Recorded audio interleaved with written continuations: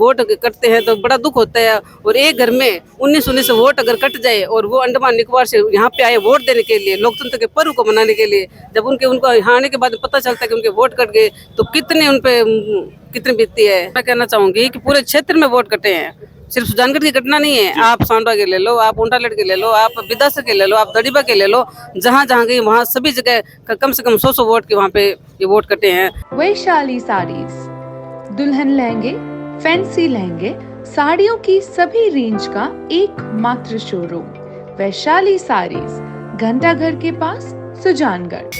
दोस्तों, आज राजस्थान में विधानसभा चुनाव हो रहे हैं और हर जगह वोट डाले जा रहे हैं, लेकिन मैं इस समय आपको सुजानगढ़ के भोजलाईबास के उस मतदान केंद्र का दृश्य दिखा रहा हूं जो भाग संख्या 166 और 67 में आता है, जहां पर आरोप लगाया जा रहा है 150 के करीब लोग मत डालने से वंचित हो चुके हैं, जहां पर सरकार एक एक वोट के लिए लाखों रुपए चुनाव प्रचार में खर्च कर रही है कि एक एक व्यक्ति को वोट डालना है।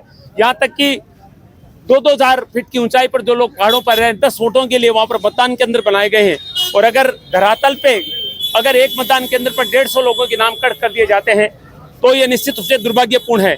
और आरोप यह लगाया जा रहा है भारतीय जनता पार्टी की यहाँ पर जो पार्षद है जयश्री, उनके द्वारा कि ये जानबूझ कर की गई कार्रवाई है। भारतीय जनता पार्टी का वार्ड है और यहाँ पर अधिकतर जो मतदाता है वो भाजपा के हैं, इसलिए ये सब किया गया है।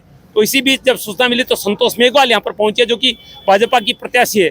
मैडम, क्या कहना चाहेंगी? सबसे पहले तो आज हमारा लोकतंत्र का पर्व, उसकी बधाई आपको, और आप चुनाव भी लड़ रही थी। लोकतंत्र के पर्व की मैं सभी मतदाताओं को बधाई देती हूँ, धन्यवाद देती हूँ कि आपने शानदार वोटिंग की। लेकिन आज जिस प्रकार से ये जो वोट जो काटे हैं तो ये निंदनीय काम है कि ऐसी शर्मनाक घटनाएं नहीं होनी चाहिए। वोट एक वोट के लिए भागदौड़ी करनी पड़ती, मेहनत करनी पड़ती है, और आज एक बूथ पे 100 वोटों को काटा गया है तो ये बहुत गलत बात है। इस बात से ये साबित होता है कि कांग्रेस के कुशासन का हम सब ये उसका मुखड़ा देख रहे हैं कि कांग्रेस ने किस प्रकार से शासन किया और किस प्रकार से जनता को ठगा है। लेकिन जनता इस बार निश्चित तौर से जवाब देगी। और मैंने कलेक्टर साहब से बात की है, उनसे कहा है कि जहाँ पे ये वोट कटे हैं तो वहाँ पे जो भी कर्मचारी, जिन अधिकारियों ने गड़बड़ी की है या जो अव्यवस्था हुई है उन पे कार्रवाई होनी चाहिए। कलेक्टर साहब, मेरी बात हुई है। इस काम को किस रूप में देखती हैं आप?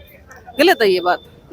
एक वोट के लिए मेहनत करनी पड़ती है, लोगों के बीच में जाना पड़ता है, उनसे बात करनी पड़ती है। आज जब वोट कटते हैं तो बड़ा दुख होता है। और एक घर में 19-19 वोट अगर कट जाए और वो अंडमान निकोबार से यहाँ पे आए वोट देने के लिए, लोकतंत्र के पर्व को मनाने के लिए, जब उनको यहाँ आने के बाद पता चलता है कि उनके वोट कट गए तो कितनी बीतती है। तो लेकिन ये तो जनता जवाब देगी। आपके पास में आपके कैंपेनिंग में साथ रही जयश्री, जो यहाँ की पार्षद है, आरोप लगा रही कि जानबूझ के क्या कर रहा है, भाजपा के वोटरों को मतदान से वंचित करना और वोटों को काटने का प्रयास है, क्या सही है? निश्चित तौर से कुशासन की बात है, क्योंकि सुशासन तो है ही नहीं। तो ये इसका जीता जागता उदाहरण है। जैसे जो कह रही बिल्कुल सही कह रही, गलत नहीं है। तो मैं तो यही मांग करना चाहूंगी कि उन अधिकारियों पर कार्रवाई होनी चाहिए जिन्होंने यहाँ पे व्यवस्था की है। सुबह 7 जैसे मतदान चल रहा है, आप लगातार सभी पोलिंग स्टेशन पे गए हुए, क्या लग रहा है आपको? किस तरह आपके पक्ष में कैसा लग रहा है ये? मुझे बहुत खुशी हुई कि जनता का आशीर्वाद मिल रहा है और लोगों में खासा उत्साह है। पहली बार महिलाएं घर से बहुत बड़ी संख्या में निकली है। जब गांव में जाके आई हूँ, अभी तक लंबी कतारें लगी हुई है। वोटिंग मशीन बहुत धीमी गति से चल रही है। तो मैंने डिमांड की है कि पहले महिलाओं को वोट करवाएं ताकि वो अपने घर में जाके घर का काम कर सके। और महिला में जो खासा उत्साह है वो नारी सशक्तिकरण का एक बहुत बड़ी मिसाल है। मुद्दे क्या लग रहे हैं आपको? किस मुद्दे पर वोट डाले होंगे लोग? कहीं बातचीत की आपने मतदाताओं से? मैं तो उनसे सिर्फ रामासामा करके मुद्दे तो बिल्कुल होंगे, मुद्दों पे बात की है, तभी महिलाएं घर से बाहर निकली है। और जिस प्रकार से युवा में जोश है, जिस प्रकार से बड़े बुजुर्ग लाठियां लेके घर से निकले हैं कि हम ठेगा लेके निकले हैं कि हम वोट करने जाएंगे और व्यवस्थित सब चीज करेंगे, तो निश्चित तौर से मुद्दे काफी है, उन मुद्दों पे हम चर्चा करेंगे।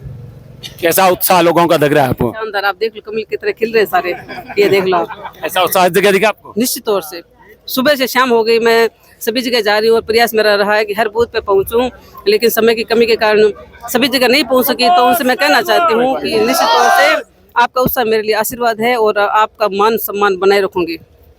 चुनाव प्रचार हो गया, वोटिंग भी हो गई, अब 3 तारीख का इंतजार है, क्योंकि अब मतदान खत्म होने वाला कुछ ही देर में। तो 3 तारीख को क्या उम्मीद की जा सकती है? निश्चित तौर से कमल खिलेगा, शानदार कमल खिलेगा। संतोष मेघवाल हर इंटरव्यू में एक ही बात करे कि कमल खिलेगा। और आप जानते हैं कि बहुत मेहनत की आपने, खूब लगातार ग्राउंड में रही है और खूब प्रचार प्रसार हुआ है। सभी ने किए, संतोष मेघवाल की, क्योंकि जितने लोगों ने चुनाव लड़ा है सबने बहुत मेहनत की, प्रयास किया। लोकतंत्र का पर्व था जो आज यहाँ पर आखिरी चरण में है, क्योंकि अब रिजल्ट का काम बाकी रहा है।